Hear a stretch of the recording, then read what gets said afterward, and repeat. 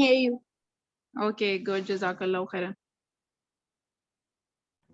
Assalamu alaikum, everyone. Wa alaikum assalam. Okay.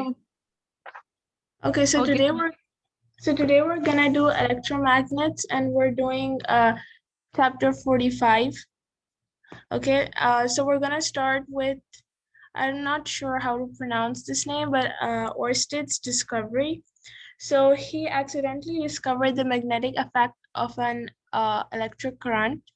And what he discovered was that when you place a compass near a current, that compass moves. Okay, and so obviously it is moving due to some force. So in this diagram, you can see that there's this circuit that is running on low voltage, high current supply, and there's a compass needle right under this wire that says current direction. Okay, and in the next paragraph, they have described why this happens. So over here, we're gonna be using a new rule. Okay, so that new rule says that you just imagine this screw as the direction of the current. Okay, so forget this diagram for now, and we're gonna focus on figure 45.2.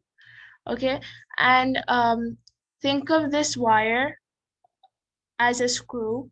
Okay, so it has a current going through it.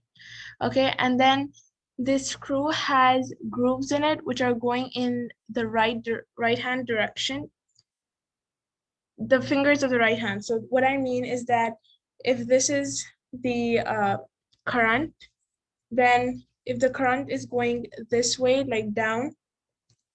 Okay, so let me show this with my hands. So if it's going down like this, I don't know if you can see. Yes, we can see you, but are you using your left hand or right hand? And we have to use our right hand, right? Yeah. Okay, and this is like, okay, isn't this clockwise? This is clockwise, right? Yes. Okay. So how come So right hand? I mean, the thumb should be facing down. yeah, the thumb should be facing down, and then the Okay, so the thumb is the direction of the current, yeah. right? Yes, Okay. and the fingers are the direction of the magnetic field lines. Okay. So the thumb, make sure that the thumb is pointing downwards, and then the direction of the fingers will be in the direction of the magnetic field. Yes. Right. And a quick recap that the direction of the magnetic field is where the North Pole would be facing. The direction of the North Pole, remember, right? Yes. Another thing in this figure 45.1, just a quick, that they're using low voltage, high current. So remember yesterday I told you that because power is equal to VI, so when the voltage is high, the current has to be low if the power is constant. Okay, so that's why they're using low voltage, and therefore the current is high. Okay, so okay, let's get back to, so we are trying to understand the direction of the magnetic field, provided we know the direction of the current passing through the wire, right? And this is called a right hand screw rule. Okay, Sundar, can you please zoom into this highlighted blue section on page 209? If a right-handed screw, what does this say? So if a right-handed screw moves forwards in the direction of the current, which is conventional, the direction of rotation of the screw gives the direction of the field. Okay, if a right-handed screw moves forwards in the direction of the current, conventional. Okay, remember the direction of the current is conventional. This arrow that you can see on the wire, this is conventional current, not the electron flow. So all these rules that you are following, the current is the conventional current.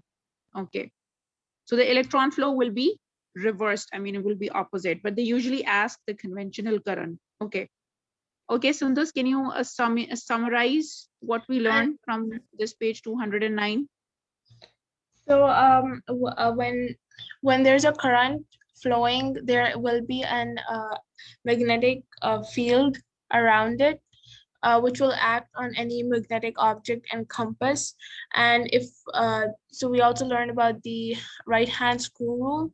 And if the thumb is pointing in the direction of the current, then your fingers will wrap around in the direction of the field lines.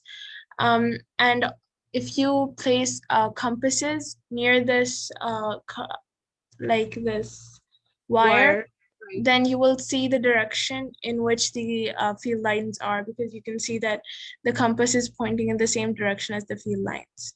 Yeah. Can you please improve the resolution? The fine lens, can you adjust the fine lens? Yes. Okay, so are we done with this page? Should we move Yeah. on? Okay, Yeah. page 210. And please zoom out a little.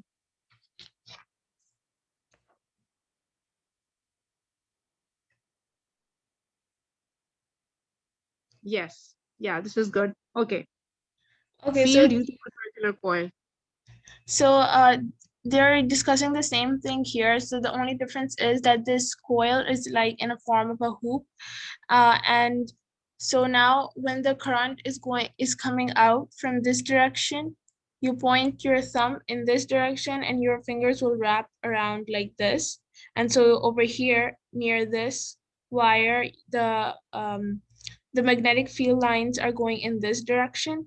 But when this current comes down here, you point your thumb down, and then your magnetic field lines come in that direction. So that's the only difference. And then we're gonna use the same concept for a solenoid. So it's a long cylindrical. So this can you with your hand show us this a little more clearly, this field due to a circular coil? So your thumb should be pointing towards the direction of the current, right? Okay, so just a quick, can you show it? Yeah, sure. So if we're talking about this one, then if my thumb is pointing in this direction, then my finger is wrapped around like that. I can't really show it nicely. See, Okay, if you go up. yeah, hold the pencil in your grip. And so imagine the current going up through the pencil. And so your fingers wrapped around the pencil in a clockwise direction this time. Why? Because the current is going upwards and therefore your thumb is upward and therefore the direction of the magnetic field is clockwise. Yeah, Whereas on the left, and when you and flip then it on around for the other side, yes, the current is going downward. So now this time and remember to use your right hand. Okay, remember to use your right hand. And so your thumb will be pointing towards the current. And again, this time the magnetic field direction will be anti-clockwise. I would appreciate a lot if anybody from the group or anybody from the participants right now could make a table of all these rules and when are they applied. Like, Fleming's left hand rule, and then when is it applied? Make two columns. One column should be of the rules and the other column can be of when they are applied. Okay, so left hand rule, when are they applied, and right hand rule, when is that applied? Screw rule, whatever that is, all of that. Okay, Sundas. okay, Yes, Sundas. so we're gonna use the same idea for a field due to a solenoid. So it is a long cylindrical coil. So it's just a wire which is wrapped around in the form of a coil. And so obviously that increases the magnetic strength. And I'm gonna explain why in just a second. So when this wire coils around, all of their magnetic fields line up. And if you put your thumb in the direction, your right thumb in the direction of the current, as it comes out of the paper, you're going to see that your fingers go in the direction of the magnetic field lines. So this is another application of the right hand grip rule. And then Yes. Okay. Yeah. So each coil you can see is coming out of the plane and then getting back into the plane.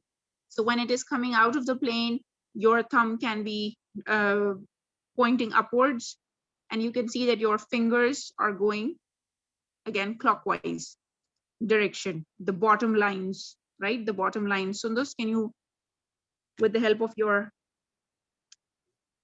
okay, yeah, and then yeah, and then when you look at those hoops which are going inside the plane, so the current is going into the plane, so your thumb should be pointing downwards, and you can see that the magnetic field line is now are now anti-clockwise. Okay, so when you combine them two, this is the pattern that we get, which you can see on figure 45.4a.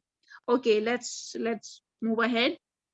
and also over here you can see that the magnetic field lines are going towards A and away from B. So that means A will act like the North Pole and B will act like the South Pole for this magnet, because this is acting like a magnet, right? Right. So yes, okay. So B is the North Pole, because remember the direction of the magnetic field is where the North Pole will point, where the is the direction of the North Pole. So because the arrows are pointing away from B, so this shows that North Pole is getting repelled from B, right? Yeah. And so B is the North Pole. Am I correct? No. A is the North Pole. Okay. Okay, because, okay, so the arrows are pointing away from A, so that shows that A is the North Pole. Yeah. Okay. And the arrows are pointing towards B, that means North Pole is getting attracted towards B, so B is the South Pole. Yeah, and just think of it as a bar magnet. So like a bar magnet, you have the magnetic field lines coming out of the North Pole going into the South Pole, right? Yes. So it's Yeah. the So same this thing. behaves like a bar magnet, right? Yeah. Okay. Okay. Also, please explain 45.4b, the right hand grip rule. So yeah, it's Okay. the same thing as figure 45.4a.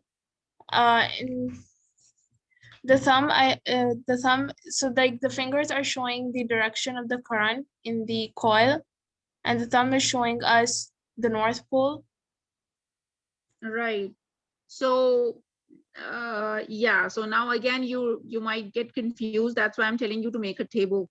Okay, so this grip rule is for the solenoid, the solenoid.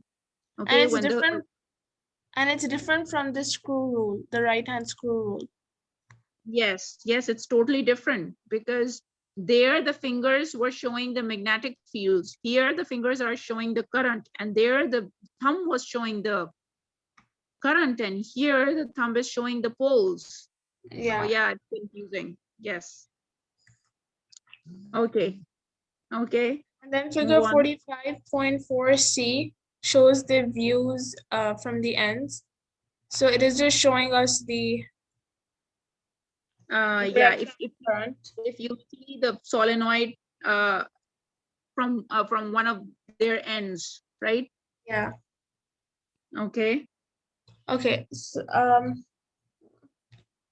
and then they're talking about magnetization and demagnetization. So if you No, place, I didn't understand. So this I did not understand this 45.4c. I didn't understand this. And on views, so view from A. So what are they trying to say? That when the current is they're just clock. trying to they're just trying to show us the North and South Pole. Yeah, okay, but they are correlating it with the direction of current. Okay, so how will you decide which pole is north and which pole is south? So according to this figure, my understanding is that when the current is anti-clockwise, it's a north pole. And when it is clockwise, when the current is clockwise on any end, it is a south pole. And how do you remember that? By drawing the N and S this way, the way they have drawn it in this figure. So this is a way for remembering. So make an N, make the arrows on the ends. And so that will tell you that when the direction of the current is this way, anti-clockwise, it's a north pole on the solenoid. So if you have to decide on the poles of the solenoid, this is how you decide. And then you make an S, and then the ends will, and turn the ends into arrowheads.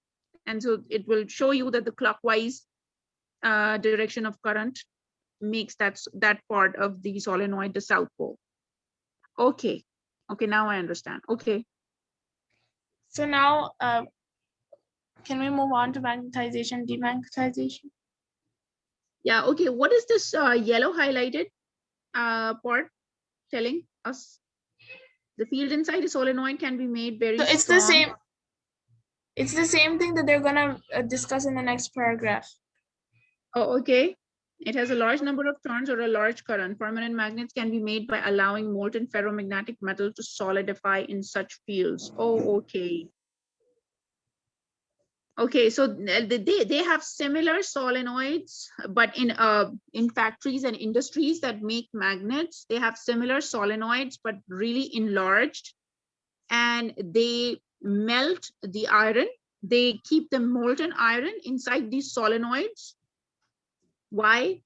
So that the atoms of iron arrange themselves according to the magnetic field. So each and every atom will behave like a magnet, with its north pole facing away from the north pole of the solenoid and the south pole getting attracted towards it. And so when it will dry up, it will turn into a permanent magnet. That's how they make magnets. So so they put the magnet, like, I think, in between the coil over here, where all the magnetic lines line up. Right. And they use molten iron. Why? Because in molten state, the atoms are mobile, and so they can be arranged in the desired arrangement. And when they dry up or when they solidify, they will stay in that position permanently. So that's why this is how they make permanent magnets. Okay, now move on to magnetization and demagnetization. Okay, so only a ferromagnetic material can be magnetized, because that such kind of material is the only thing that responds to a magnet. So if we place a ferromagnetic material in a solenoid and we gradually increase the current, so increasing the current will increase the magnetic field strength, right? So we can make a stronger magnet, which is going to have larger, more packed magnetic field lines. And then you can also similarly demagnetize a magnet by putting it inside such a current. So putting it inside such a coiled wire, and then running a AC current through this coil. So the AC current will constantly be moving, in one direction and then the other direction. And so that is going to demagnetize the magnet, because it's going to make the particles in the magnet face in opposite directions. And so that cancels the magnetic force out. Okay, also understand that how do you make magnets? See, each and every atom of a metal, for example, iron, we're talking about, okay, not all the metals are ferromagnetic. What do you understand by ferromagnetic? Ferromagnetic materials are those that can be magnetized, that can be turned into magnets, like, for example, iron, right? Now, not all the iron is magnetic. Well, yes, iron is magnetic, but mean to say it doesn't turn into a magnet, right? If you want to turn it into a magnet, the atoms themselves behave as tiny magnets. So a permanent magnet is made up of many tiny magnets. And this, I think, is done in initial chapters, the first chapters of this section. And so each atom has a north pole and a south pole, and the north pole will be repelled from the north pole of the other magnets, and south pole will get attracted to it. And so what the current is doing is that it is forcing the atoms, or you can say the small tiny magnets. So each atom is a tiny magnet. Okay, think of all the magnets as tiny magnets. So what the current does is that it forces them to be directed in a particular arrangement, okay? And what AC current does is that it disturbs that arrangement. So a magnet has all the atoms aligned in one direction. I'll show you a picture. I'll show you a diagram in a short while. When their arrangement is disturbed, when they are haphazard, like, you know, they don't have any particular direction in which they are facing, then that is not a magnet. Okay, then that's called demagnetization. Okay, Sundus, you move on and I'll bring the diagram. Okay, so then we have practical work, a simple electromagnet. So over here they have the instructions to set this figure 45.5. And so there's a wooden stand with a nail, and then there are wires that wrap around this nail. And then, so this nail is made of soft iron, and this wire wraps around it. So this is like, you know, electromagnet. So this is acting like an electromagnet.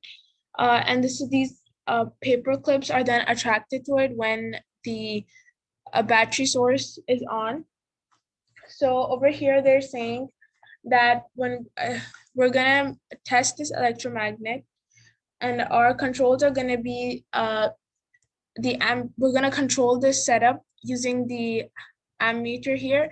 And so over a range of 0 to 2 amperes, we're gonna see how many paper clips can get attracted to this. Okay, so we're gonna like so you see, when I attach one paper clip, this paper clip magnetizes, and so this paper clip starts attracting other paper clips, and then this magnetic strength decreases as you add more paper clips.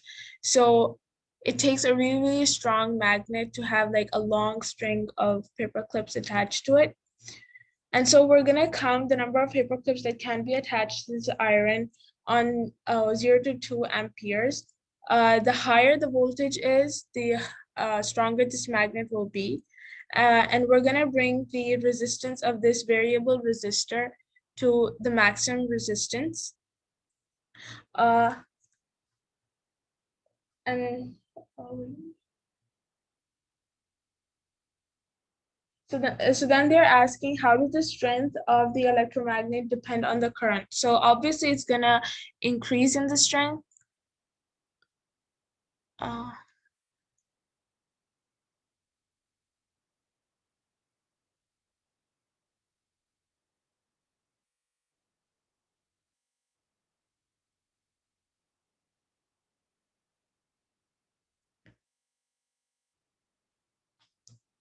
just a second. What happens in this? I just thought you were having some trouble. Should I come and help you? No, that's okay. Please continue. Okay. Then they're also asking, repeat the experiment. What can you say about the strength of an electromagnet and the number? But we cannot see. I mean, what are you trying to show? I cannot understand what. Yeah. Okay. This practical work, right? Yeah. Yeah. So. Okay, so then they're also saying, what effect will the number of coils around the snail have on the electromagnet? So obviously it's gonna increase the strength of the magnet, because more the coils, more the magnetic field lines will be there. And so that's gonna make it a stronger magnet. And we're using a variable resistor here so that we can bring the resistance to its maximum. And bringing the resistance to its maximum is going to make this a safer experiment, because there might be some, you know, like the iron might get, if you touch it, it might be like dangerous.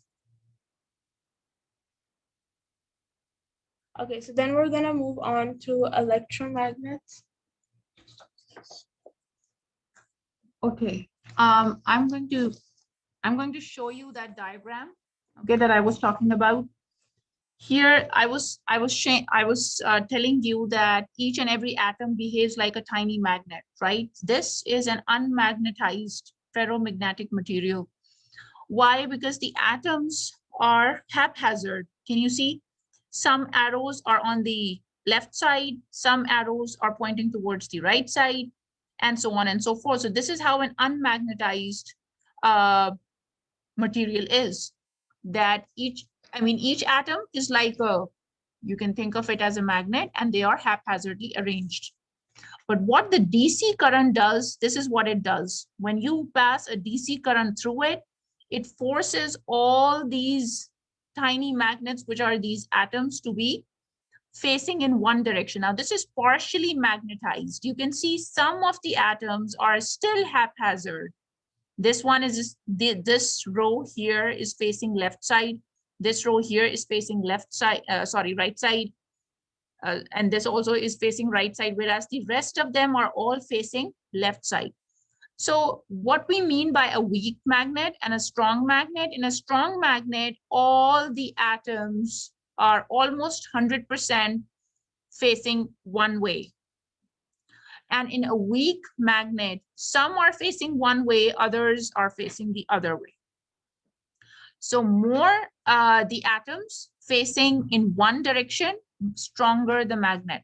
Okay, so this is, so what AC current does, because AC is moving forward, then backward, forward and backward. So what it does is that it disturbs their arrangement, makes them haphazard like this. So it demagnetizes. This is what I meant. But when the current is flowing only in one direction, it forces all these magnets to be facing one direction. That's how it magnetizes. That's how a current magnetizes a magnet. Okay, and because current has a lot of energy and it does that forcefully, usually currents are used for permanent magnetization. Remember, permanent magnets are difficult to magnetize, but once they're magnetized, they will stay magnets. It is difficult to demagnetize them as well. Whereas soft magnets, or no, yeah, we have permanent magnets, and then what's the other? Temporary magnets. Yeah, the temporary magnets, they can be easily magnetized and easily demagnetized. Okay, so did you guys understand the practical work that Sundus explained? Did you understand? Okay, Sundus, you go ahead. Okay, so then they're saying that place the electromagnet on the bench and under a sheet of paper. Sprinkle iron fillings on the paper, tap it gently, and observe the field pattern. How does it compare with that given by a bar magnet? So like we discussed before, a coil, so a solenoid, acts just like a bar magnet, right? So it's gonna be exactly same as a bar magnet. It will have its north pole and south pole, and you can figure that out by using the right hand screw rule, right? You can figure out the north or south pole by knowing the current direction, and it's gonna be exactly same as the bar magnet. So you're gonna see this iron fillings on the paper give you something. So this is not on the paper right now, but it'll be something like this, right? If it was on paper, the iron fillings would come up with a pattern like this. So now they're talking about the applications of electromagnets. So electromagnet is a temporary magnet and can be switched on and off, and they can use it to lift scrap metal. So there's some types of metals that are magnetic and other types of metals which are not magnetic. So like iron gets attracted to metal, to a magnet. Copper does not. And so they can separate the metal, the iron part of this junk And then they're saying the current, when the current in the coil increases, the magnetism increases. When the number of turns in the coil increases, the magnetism also increases. And if the poles are moved closer together, so like if it's like a smaller magnet, that is also going to increase the magnetism because it's going to bring the magnetic lines closer together.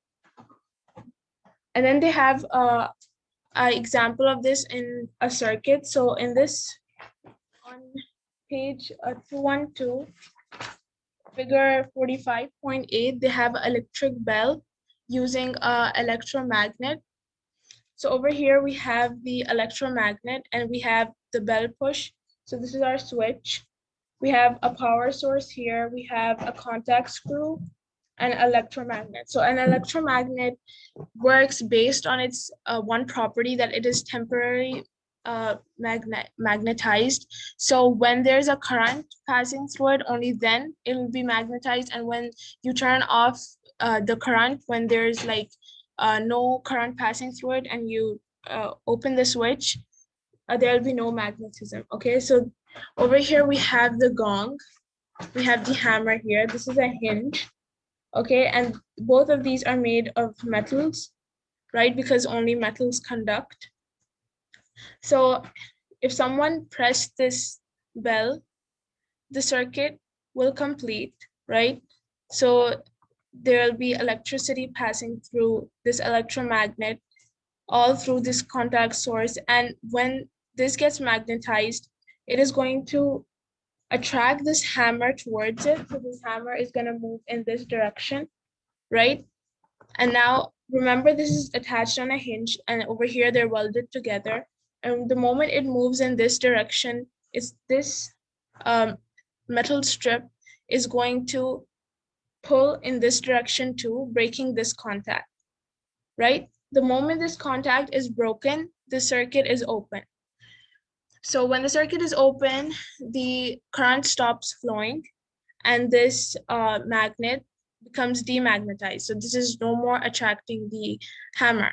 Also, this is a springy metal strip, so it's gonna bounce back to its original position. The moment it bounces back in its original position, the circuit is complete and the whole process is gonna repeat again. That's why you have that classic sound of a bell ringing. So it's like really sharp and it's constantly going on until for as long as you press the bell. The moment you leave it, it's gonna stop. And then they have, so the electromagnets, like I told you previously, are also used in relays, right? So that's how they control one circuit with another circuit. So they're over here, this is just an example of a relay. Okay, so imagine A and B are connected to a larger circuit with a power source and everything, okay? And then this is an iron armature. So this is all made of iron, and this is a pivot, so it can swing about this pivot, right? And then D and E is another circuit. And then we have springy metal here. We have an insulator, and we have an electromagnet here. So when a current starts flowing through this coil, this magnet gets magnetized. This iron armature is attracted towards it. When it gets attracted towards it, it moves. I'm gonna label this X and Y. So this line X and Y is gonna move up, pressing these contacts at C together. And when they're pressed together, D and E, the circuit D and E is complete.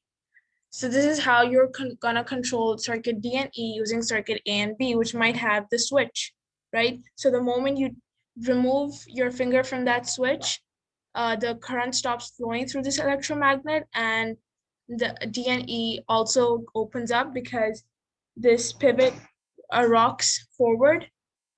This line X and Y comes down, and these two contacts at C do not shut the current anymore.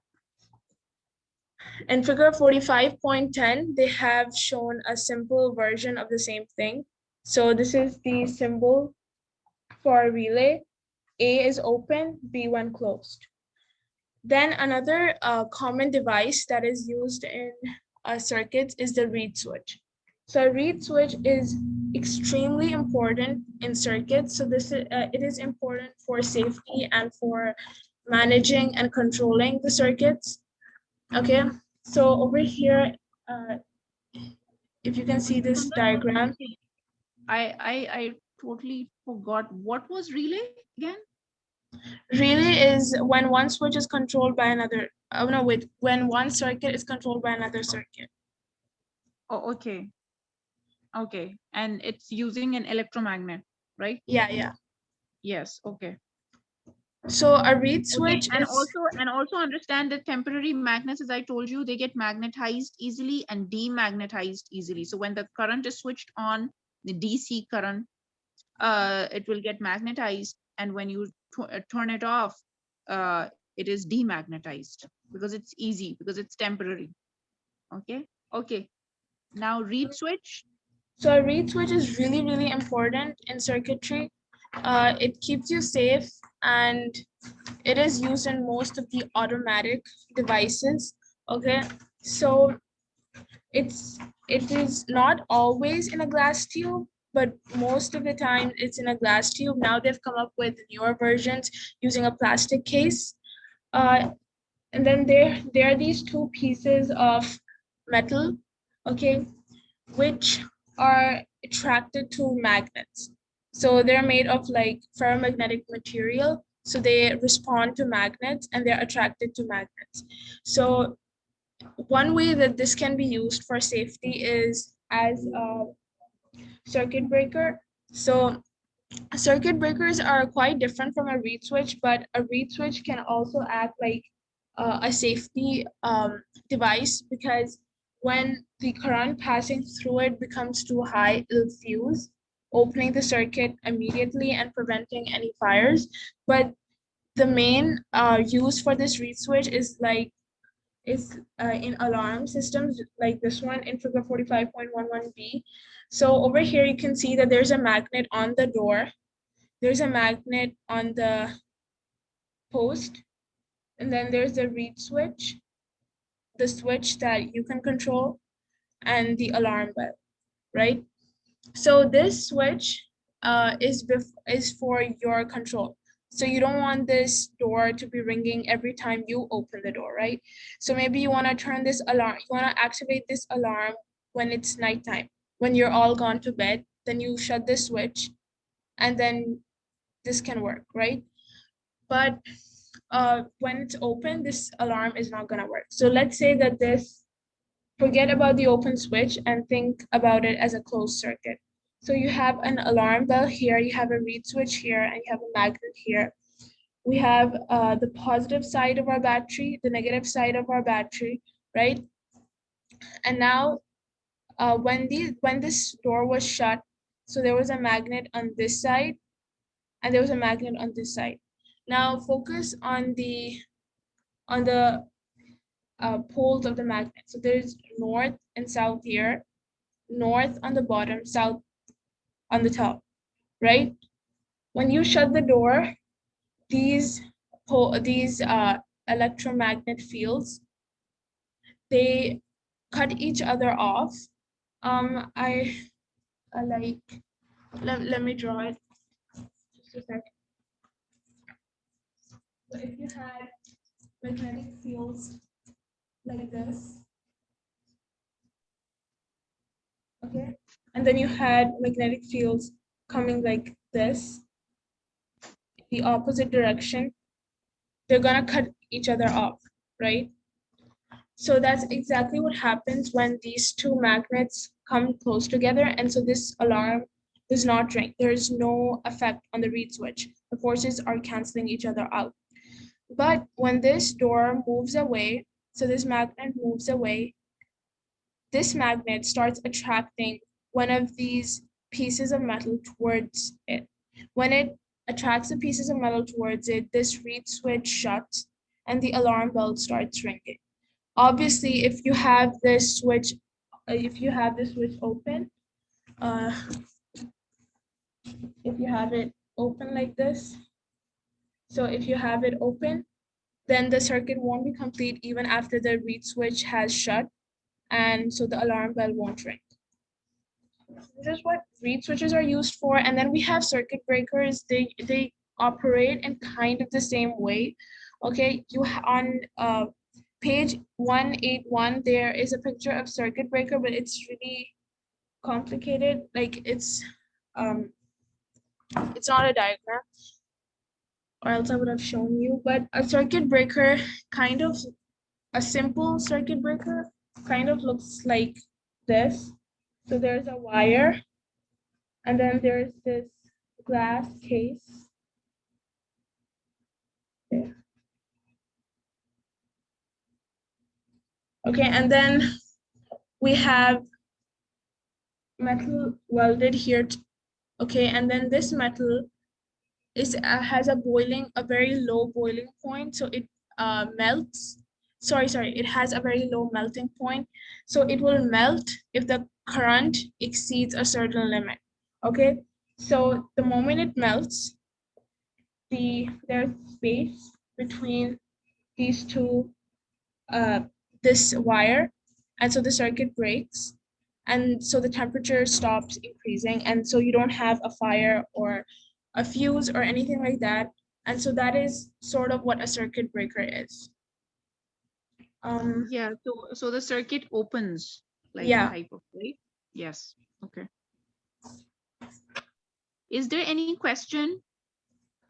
Is there anything that you did not understand? Please feel free to ask. Okay.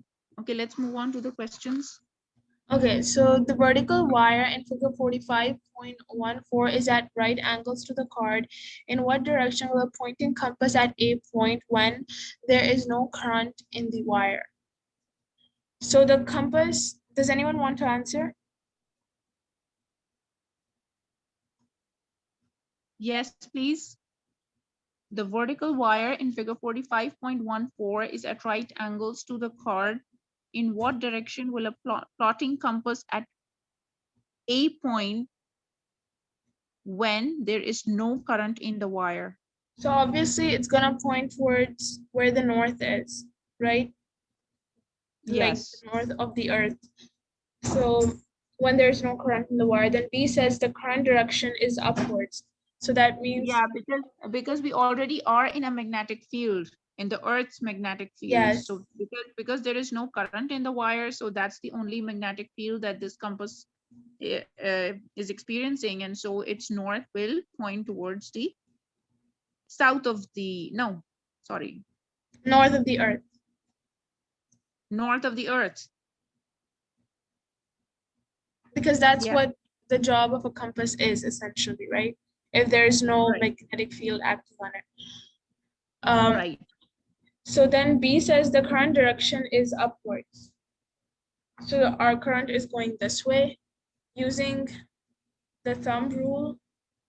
So over here, I'm gonna draw myself my own compass on north, south, east, and west.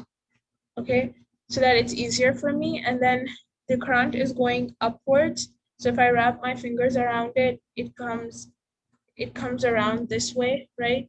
And so my compass shows me it's the east. So the current direction, so the magnetic field direction is gonna be towards the east. Okay. Yes, Hala, you want to say something? No, miss, I wanted to answer.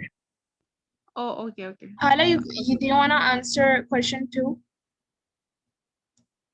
Okay, I'll try. Okay, so figure 45.15 shows a solenoid wound on a core of soft iron. Will the end A be a north pole or south pole when the current is in the direction shown? Okay, so yeah, use that method that they showed in figure 45.4C 210. So we know that the current is going this way, right? In your mind, imagine you're wrapping your finger around this. Hala, do you want to answer? Yes. Okay, go ahead. At A, there will be the South Pole.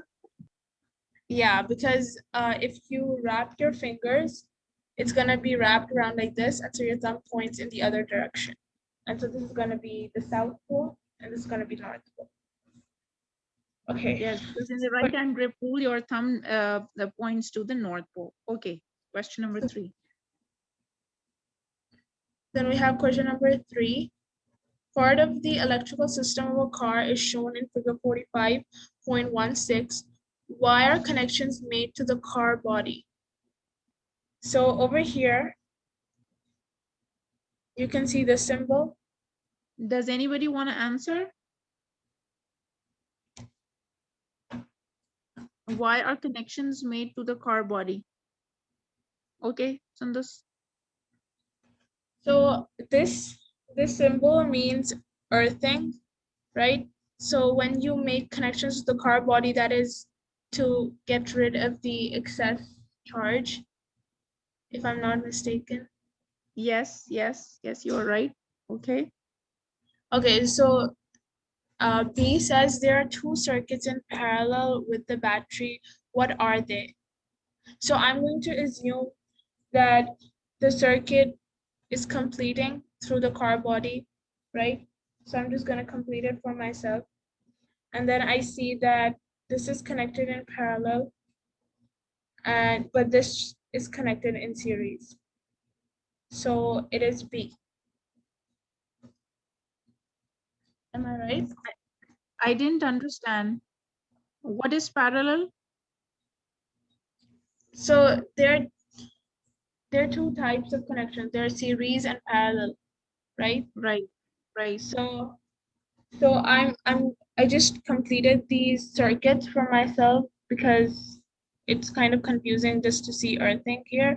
And then so this looks like it's in parallel, but this looks like it's in series.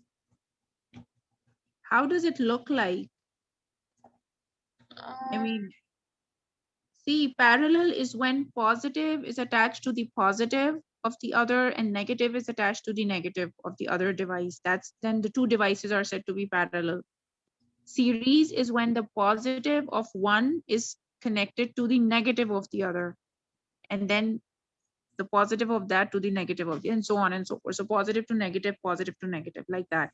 And parallel is when positive is with positive and negative is with negative. So can you please explain in terms of the terminals, the positive and the negative terminals? Okay. So There are, here we okay. have positive, negative, and so this makes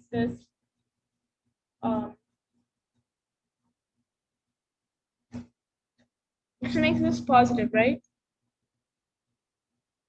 This. If it is parallel, then yes, it should be positive. But I don't know if it's parallel or series. That's why I didn't mark the terminals. Okay. Okay, I because I did not prepare this chapter, so I cannot help you with this question. Okay, so okay, let's leave this chapter. Leave this question. Okay, and move on to the next chapter. If anybody knows, anybody knows from the participants how to go about this question, please feel free to come forward. Okay, let's move on to the next. Yes. On the back of the book, it says one contains the starter switch and the relay coil. The other contains the relay contacts and the starter motor. Okay, let's move on to the next chapter. Oh, okay. Okay, so the next chapter is electric motors. So before they give the explanation, they have this diagram to demonstrate what they mean by a motor. So over here you have a magnet with a north and south pole. okay, and a flexible wire, and it's in this hoop, so it can easily move, and it's attached to a low voltage, high current supply. The moment a current is passed through it, the wire jumps upwards. And then they have given the explanation in the next paragraph. So if you look at, so they have zoomed in to the same thing. So the North Pole is here, okay, and the South Pole is here. And you have the magnetic field lines of the magnet, and obviously there's a current in the wire, and so you have the magnetic field lines of the wire, right? And over here on the top, you can see that the magnetic field lines are crossing each other out. So this is going in this direction, this is going in this direction. So this, they all cut, cancel each other out. But in the bottom, you can see that they are actually complementing each other. They're going in the same direction, so it makes it stronger, the force stronger in this direction. And so that's why the wire jumps up.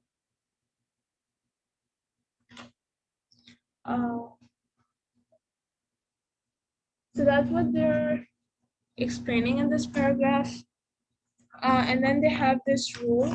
So so that you don't have to draw such a diagram every time you see this. They have this left-hand rule in which the thumb shows you the thrust of the wire, so the direction the wire will jump. The field is referring to the field of the magnet the wire is in, and the current is the direction of the current, the current that is passing through the wire. So if we use that here, you can see that the current is going in this direction, right? So we can fix our hand like this.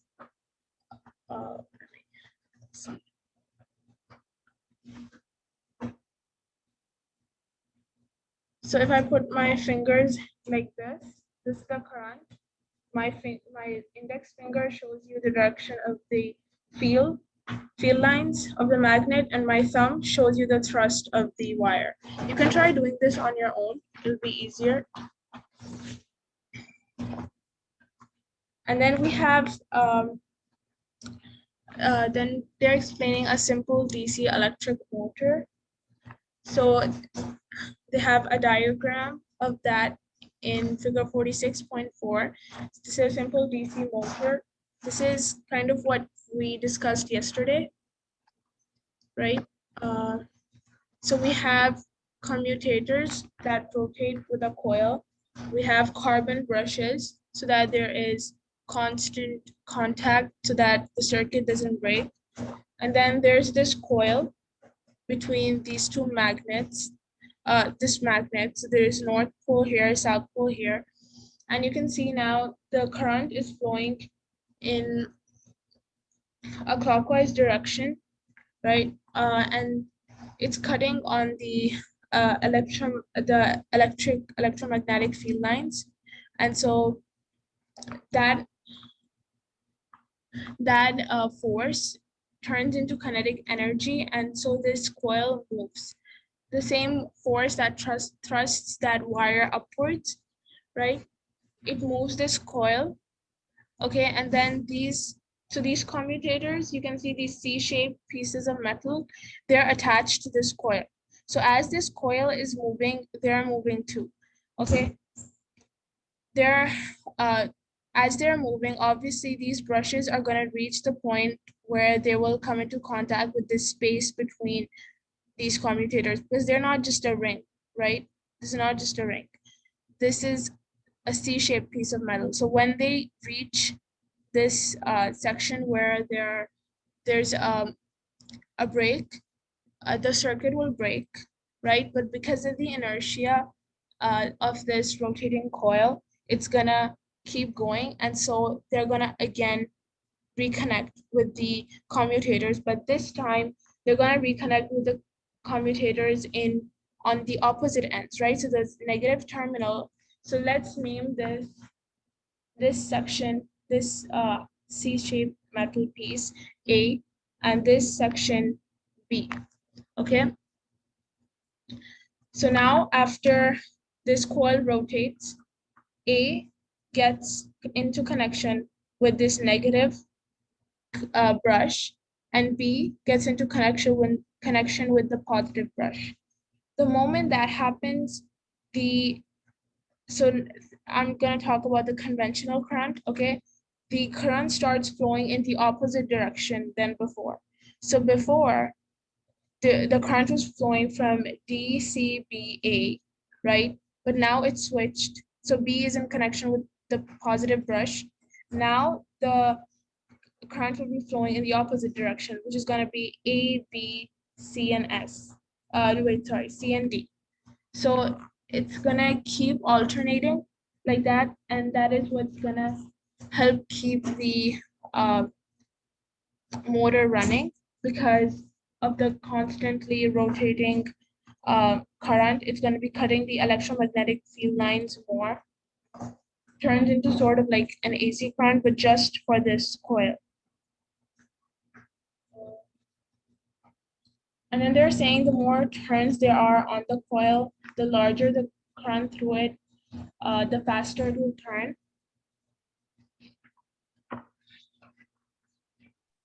Yes.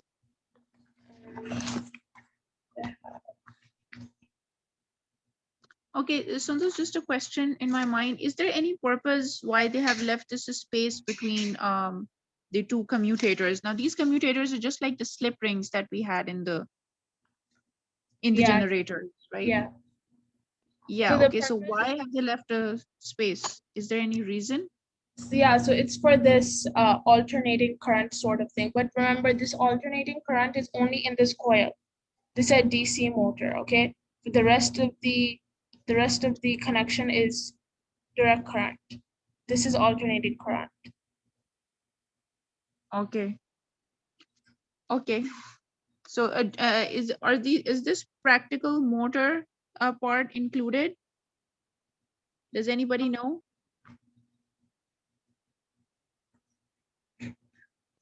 Okay, so those, let's move on to the questions. Okay. Okay, so question number 1, the current, let me just, the current direction in a wire running between the north and south poles of a magnet lying horizontally is shown in figure 46.8. The force on the wire due to the magnet is directed from north to south, south to north, opposite to the current direction, in the direction of the current, vertically upwards. So again, we're going to use the left hand rule. Does anybody want to do this? Yes, Hala. Shabash. Yes. E, vertically upward. E, vertically upwards. Okay, can you please explain a little bit? What rule did you apply? The Fleming's left hand rule. Okay, so where is the north and where is the south? Okay. So here's the north, here's the south. Okay. Okay, so I'm trying to use it right now. And so the current is in this direction. So my index finger is in the current's direction. And then this finger is in the from north to south. No, wait a second. I'm getting this wrong. downwards. The force on the wire due to the magnet is directed from north to south or south to north, opposite to the current direction, in the direction of the current, or vertically upwards. एक minute. ये यूं है. Okay, Sundar, you tell me. At the back of the book, it says E. Okay, so explain me especially.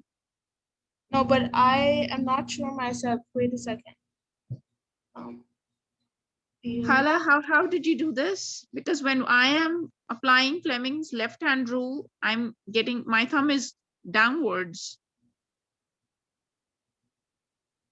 Okay, no, I got it. Okay, so I was wrong about that. So this is my current, right? It's going in this direction. And then this finger is my field line, so from north to south. And then my thumb sticks out upwards out of the No, paper. but the field, shouldn't the field be facing the North Pole or away from the North Pole? It's going from the north to the south, or is it the other way around? Sure. Wait, it's going from Yes, the north? field is from north to south. Yeah, I was also saying the same thing. Okay. Yeah, So then okay. it makes sense. Then it makes sense. So it's the current is going in this direction. From north to south is the field, and then the thrust is upwards. Okay. Okay. Okay. Question number 2. Can you explain again? I didn't get it. Sorry. I didn't get it. Can she explain again? Okay, Hala, please, can you please explain? Hala or Ajwa? Yes, miss. We'll use the Fleming's left-hand rule. We see that there is a north and south pole. The magnetic field is always from north to south. So we'll point the index finger from north to south, and the current is. We'll Right. point So our Abdul second Rahman, finger. use your left hand. Abdul Rahman, I want you to take your left hand out. And so your first finger should be from north to south. Your middle finger should be in the direction of the current, and look at the direction of your thumb. Where is it going? Upwards. Yes. So that's why upwards. Okay, I got it. Okay. Okay. Jazakallah khairan, Hala. Okay. Next question.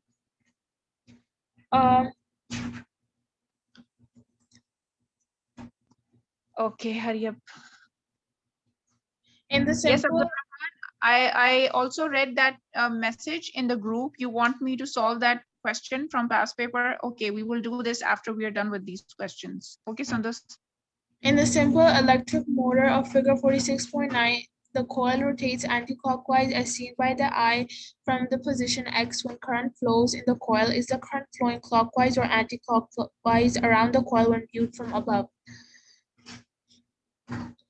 So they're saying that this coil, if you look at it from point X, it's going in an anti-clockwise direction, right? So that means it's going this way. So is it going this way? Yes. Yes. Yes. And if that's the case, then, and if this is north south, so my field line is this way and it's going up. So I'm just taking this line. That means the current is flowing this way, right? This way, and then down here. And so that means this is motor, right? This is a motor, so you will use right hand rule, right? Fleming's right hand. Sorry, left hand rule. Yes, okay, left hand. and so the Oh. current is gonna Okay. current is gonna flow in a clockwise direction. So basically, to solve this question, just Okay. imagine this thing rotating and use your hands to figure out where the current direction is supposed to be. Okay. Okay. Okay, question number 3. An electric motor is a device which transfers mechanical energy to electrical energy, heat energy to electrical energy to heat only, heat to mechanical energy, electrical energy to mechanical energy, and heat. So Yes, Hala.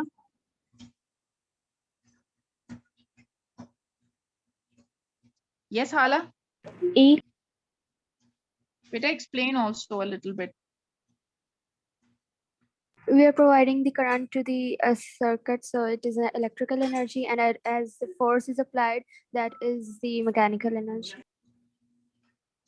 So mechanical energy is a mix of kinetic and potential. So the rotating of the coil is kinetic, And heat is Yeah. obviously produced. Yes, and heat is always produced in all the transfers of heat. Right. Okay. Okay.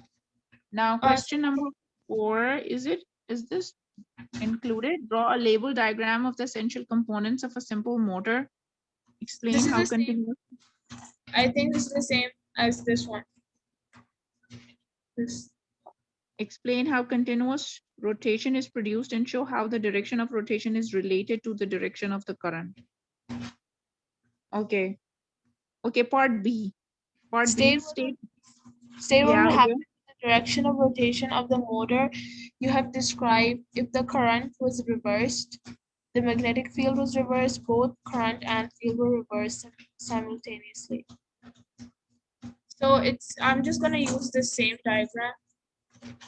So if we, Okay, Hala, yes. If the current is reversed, then the direction will reverse also. I'm not sure which diagram you're using. we're gonna use figure 46.4.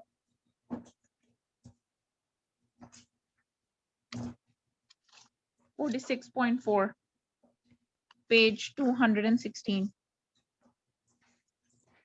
Okay, so I think this much is enough that the rotation would reverse, right? Yeah. Okay, next part. What if the magnetic field is reversed? The rotation will be reversed. Okay, And if the current and the magnetic field is reversed simultaneously, it's gonna stay the same. okay. 46. I'm trying to see. The answers are not written at the back Yeah. as usual. Okay. Okay, and then part 3, you guys are saying that what? Nothing will happen. No change. Yeah. Because everything is reversed. So it ends Okay. up being the same thing. Okay. Okay. Now, I would like to solve that past paper question that Abdul Rahman was asking. Okay, and after that we will finish the class. Okay. So I'm coming to you, Sandus. So should I share those questions? Yes. Okay, just a sec.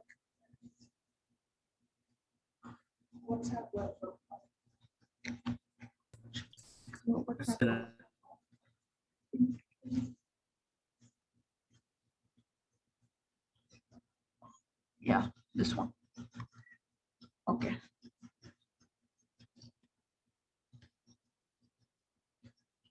Share the screen. Yes. Okay. Okay. Can everybody see my screen? Yes. Yes. Okay. Okay, so figure 9.1 shows apparatus used to investigate electromagnetic. No, it wasn't this question. It wasn't this question. It was next to this one. Yeah. No. Go back. Yeah. Scroll up. Yeah. More further up, further. Yeah. Yeah, this one. This was the one, right? Yeah, it was this. Yes. Yes. Okay. Yes, a solenoid is held in a vertical position. The solenoid is connected to a sensitive center 0 ammeter. Center 0 meaning the needle is centered at 0 before any reading. A vertical bar magnet is held stationary at position X just above the upper end of the solenoid as shown in figure 10.1. The magnet is released and it falls through the solenoid. During the initial stage of the fall, the sensitive ammeter shows a small deflection to the left. Explain why the ammeter shows a deflection. Does anybody want to have a go first? Anybody knows why the ammeter showed a deflection? Hala is the only one I think who's preparing. What about others? Myra? Huzefa? Oh. Okay, Hala, go ahead.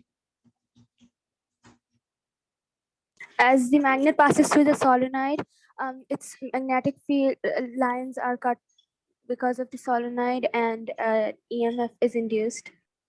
Very good. Yes. So the magnetic field line, there is a relative motion between the loops of the wire and the magnetic fields. And so magnetic field line is being cut by these wires. And because of that, an EMF is induced.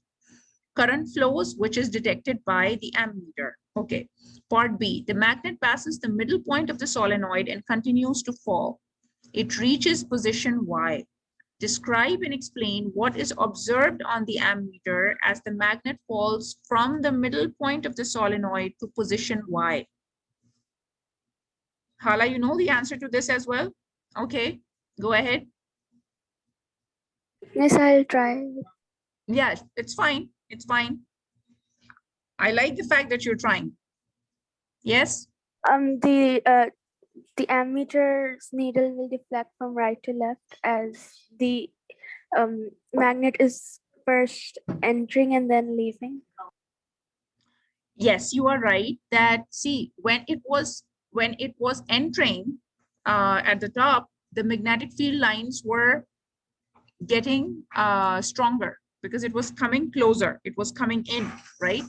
So magnetic field lines were getting stronger, and so therefore they were getting cut by the wires, and an EMF was being induced. But now when it is beyond the midpoint, and now when it is falling further, now it's like going away. When it is going away, the magnetic field lines are now getting weaker.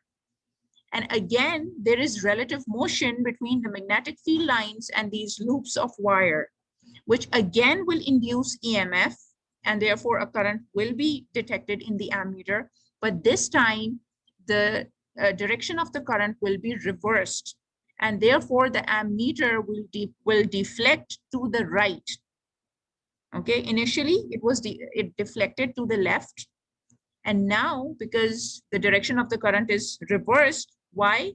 Because in the first half, the magnetic field lines were getting stronger. Now the magnetic field lines are getting weaker. Okay, so therefore the direction of the current is reversed. So now the deflection will be to the right. Okay, and I think that's that, right? Okay. Okay, is there any other question? I'm sorry, but I still didn't get it. Sorry? I still didn't get it. You still did not understand? Yeah. Okay, can anybody explain? What did you not understand? Can you exactly tell me what part you did not understand? That the magnet went through it and then came back up. So yeah, so when it was coming in, what was happening? The current was being passed. Can you please speak a bit louder? I cannot The current understand. was being passed. Sorry, the lines were being cut, right? Is that what you're saying? No. Okay, can you please The speak? field was being cut, the magnetic field. Yes, okay, good. So when it is going out, then what's happening? Then the field are like continuing on their way. Yes. So because it is now continuing in the other way, it's going out, right? In the first half, they were getting in. So that was one direction, and now it's going out. So that's the other direction. So in the first half, the current will flow in one direction, and in the second half, the current will be in the reverse direction. Because if you remember that chapter, in take out page number 200 in your book. Page number 200 in your book, figure 43.3. So when are you looking at that figure right now? Page number 200. Do you have the book in front of you? Yeah. Yeah, okay. So can you see that the bar magnet is entering the solenoid? The bar magnet is entering the solenoid. And so according to Lenz's law, now the solenoid will try to oppose the change which is causing the EMF, which is to repel the magnet, because the magnet is trying to enter. So now it will try to oppose it. Okay. So the current is in that direction, is in such a way that the top will become the North Pole and it will try to repel it, right? Whereas in B, the magnet is being pulled away from the coil. And now again, it will try to oppose the change, which is magnet moving away from it. And so now it will try to attract it back. And so that end of the solenoid will now behave as South Pole trying to attract it, stopping it from leaving, right? So this is exactly what's happening in this question, but only the fact that they have made the magnet bar pass through the solenoid. So after it has bypassed the midpoint, now it is trying to get out. So the solenoid will change its polarity in such a way so as to oppose its getting out. It will now try to attract it.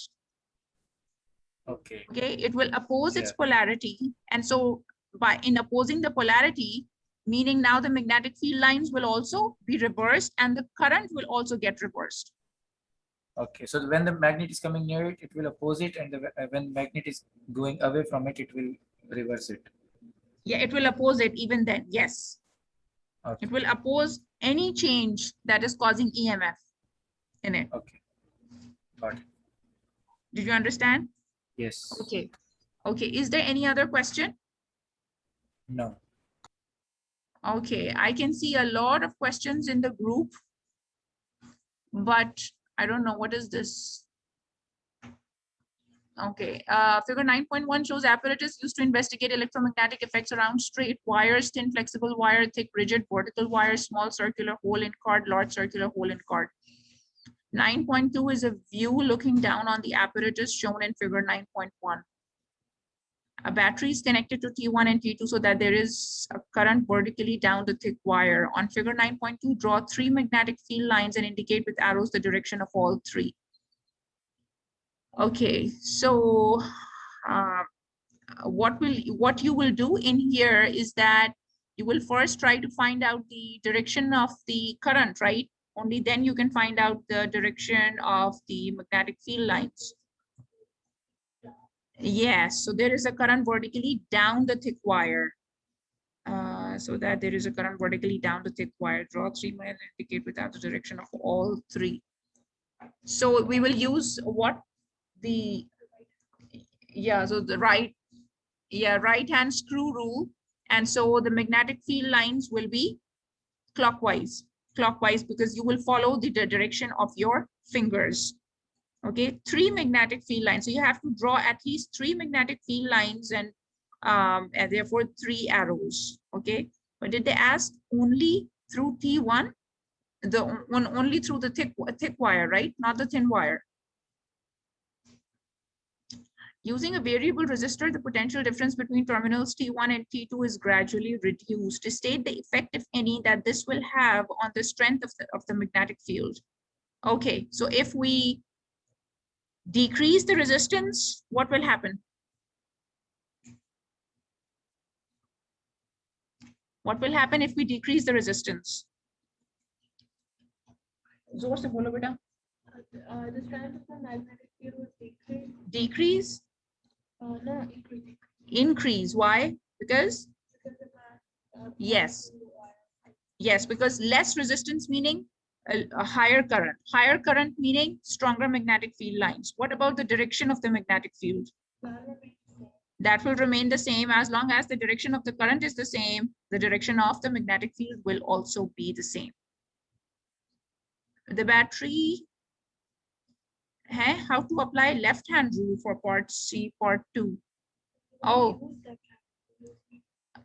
yeah, I think we will use the right-hand rule, not the left-hand rule. Wait, check C. Okay, what is part C? The battery is now connected. So the battery is now connected to terminals T3 and T4. T3 and T4. Where's T3? Okay. The battery is now connected to terminals T3 and T4 as well as to terminals T1 and T2 so that there is a current down both the wires. This causes the flexible wire to move. Explain why the flexible wire moves. Because of the magnetic fields. Because the magnetic field is working on the wires, so it will move it. Okay. Do you guys have the answers to these questions?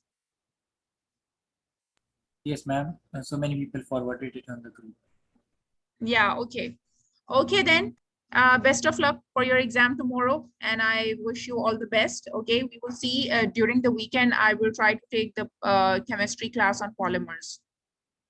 Okay, either it will be me or Miss Fakhra. Abdul Rahman, are you Fakhra's son? No. Oh, okay. Okay, so inshallah, then see you. Okay, assalamu alaikum wa rahmatullahi wa barakatuh. Thanks.